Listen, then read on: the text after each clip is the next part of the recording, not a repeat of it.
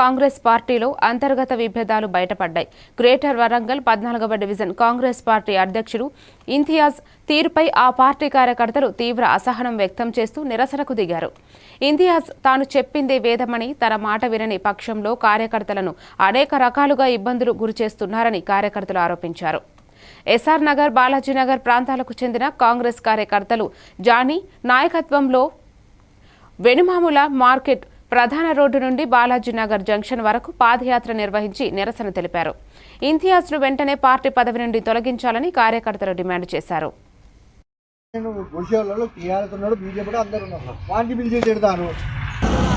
14వ division నివాసిని నేను ఈరోజు నా అభిమానులు క్రిస్మస్ పండుగ సందర్భంగా వారు ఫ్లెక్సీలు పెట్టడం జరిగింది.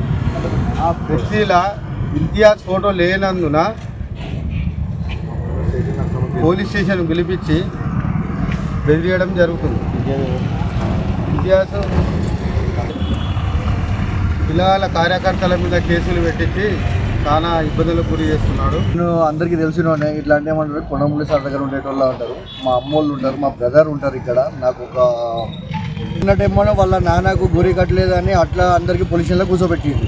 పాపగా నమస్తే పెట్టకుండా పోలీస్ స్టేషన్లో కూర్చుంటాడు. వాడు ఎవరు నమస్తే పెట్టకుండా సాయంత్రం పోలీస్ స్టేషన్లో ఉంటాడు. సిఐ గారు ఎందుకు పిలిచిరు జానీ గారికి మేము పోయి అడగడం జరిగింది. అడిగితే ఆయన ఏమంటాడు అంటే షెడ్ వేయడానికి పిలిచింది అన్నాడు.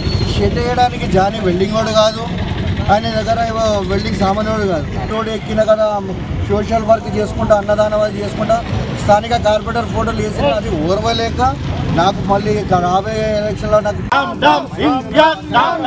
మైనార్టీలకు